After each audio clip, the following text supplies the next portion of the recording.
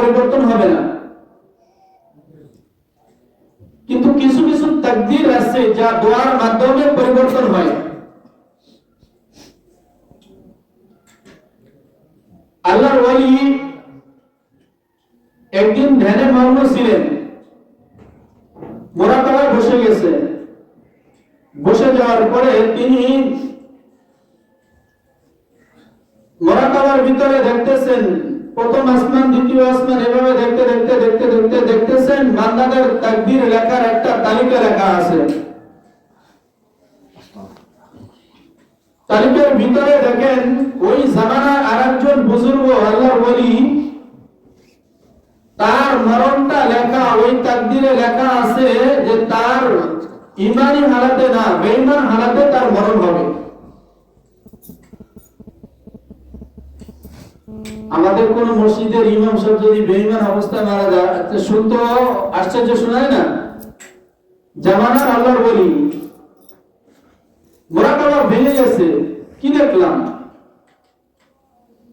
যার হাতে হাত দিয়ে কত মানুষ মুসলমান হয়ে গেছে, কত বেনামাজি নামাজি হয়ে গেছে, কত মদ খেনেওয়ালা মদ খাওয়া ছেড়ে দিয়েছে।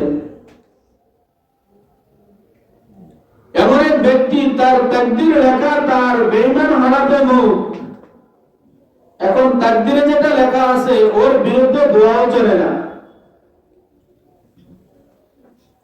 এর আগে আরেকটা জিনিস বলি, এক আল্লাহর ওলি রাস্তা দিয়ে হাঁটে যাইতেছে।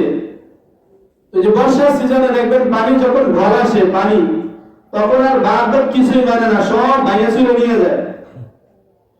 তো গ্রামবাসী গ্রামের ভিতরে যত পানি না ঢুকতে পারে এই জন্য তারা কি করতেছে, কোদাল দিয়ে কেটে মাটি বাঁধ দিতেছে।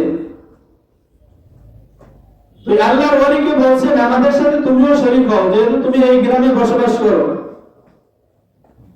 আল্লাহর ওলি এবার কোদাল নিয়ে মানুষের বাঁধ বাঁধতেছে আর সে বাঁধ কাটতেছে। মানুষে তাকে বলতেছে না তুমি কি পাগল নাকি, পানি যখন ঢুকবে তখন তো সবাই মরবো, তুমি কি কাজ করতেছো? আল্লাহর ওলি ডাক দিয়ে বলেন, ও দুনিয়ার মানুষ শোনো, আল্লাহ তাআলার ইচ্ছা যেটা আমি তো তার বিরুদ্ধে কাজ করতে পারি না। আল্লাহর ইচ্ছা হলো বাঁধ বেঁধে বাঁধ ভেঙে পানি ঢুকাবে। তোমরা তার বাধাকে, তার ইচ্ছাকে তোমরা বাধা দিতেছো। আমি দেখতেছি আল্লাহর ইচ্ছা আছে সে বাঁধ ভেঙে পানি ঢুকাবে। আমি কেমন করে তার ইচ্ছার বিরুদ্ধে আমি কাজ করি, আমার দ্বারা সম্ভব না। কোদাল দিয়ে কাটতেছে আর এই কথা বলতেছে, বাইরে থেকে আওয়াজ আসতেছে আল্লাহর ওলি থামো থামো, আমি আল্লাহর যতটুকু ভাঙা দরকার ছিল এতটুকু ভাঙা হয়ে গেছে, আর ভাঙা দরকার নাই, যাওয়া কম চলে যাও। আল্লাহর ওলি চিন্তা করে আল্লাহ তাকদীরে লেখা আছে বান্দার মরণটা বেঈমান হালাতে, দোয়া করি কিভাবে? তিনি একদিন বড় পীর আব্দুল কাদের জিলানী রাহমাতুল্লাহ আলাইহির একটা কিতাব নিয়ে বসে গেছেন। ওই কিতাবটা ছিল মানুষের তাকদীরের সম্পর্কে, তাকদীরের উপরে লেখা। তাকদীরের উপরে লেখা এই বিষয়টা যখন পড়তেছেন, পড়তে পড়তে দেখেন এমন এক জায়গায় লেখা আছে কিছু কিছু তাকদীর আছে যা চূড়ান্ত মোহর মারানা দোয়ার মাধ্যমে আল্লাহ তা পরিবর্তন করে দেয়। যখন এই লেখাটা দেখছে তার মনে আশা জাগছে। এবার সে তাহাজ্জুদের নামাজ পড়ে আল্লাহর কাছে কান্নাকাটি করতেছে, হে আল্লাহ, আমি দেখতেছি অমুক ব্যক্তি যা তোমার কাছে বেশি প্রিয়, তার মরণটা আছে বেঈমান হালাতে মরণ। আল্লাহ তুমি তার এই মরণটাকে ঈমানি হালাত দ্বারা পরিবর্তন করে দাও।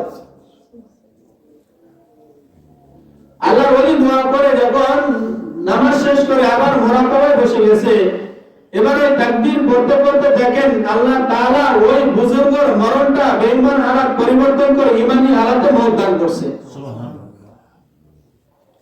যেন আল্লাহ রাসূল বলে গেছেন বেশি বেশি করে দোয়া করো, আল্লাহুম্মা বারিক লানা ফি রজব ওয়া শাবান ওয়া বাল্লিগনা রমাদান। কেন এই দোয়া বেশি বেশি কেন করতে বললেন?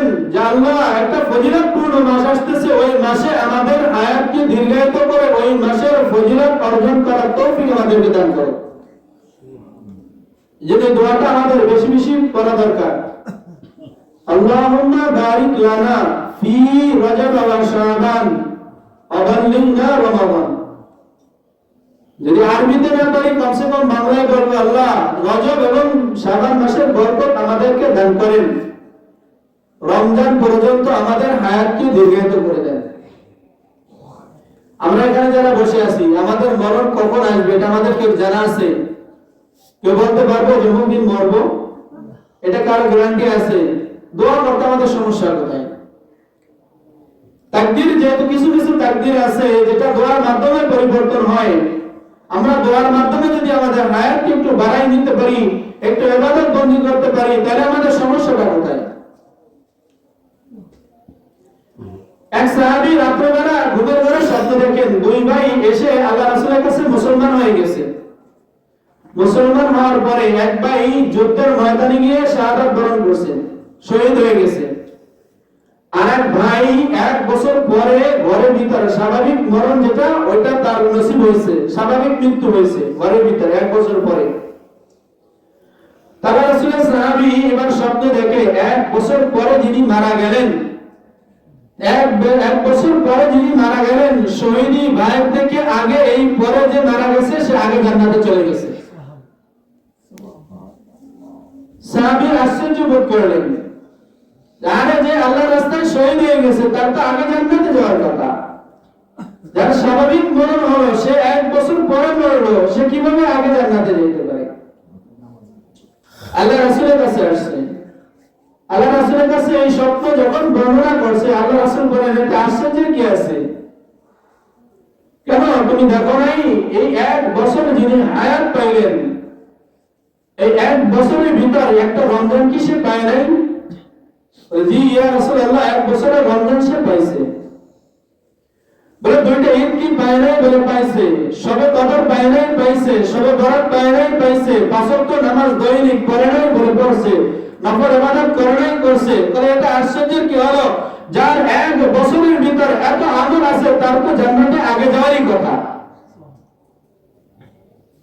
আল্লাহ যদি আমাদের হায়াতকে দীর্ঘায়িত করে রমজান পর্যন্ত হায়াতকে বাড়ায় দেন, একটু বেশি বেশি ইবাদত করতে পারি, তাহলে আমাদের লসটা কোথায়?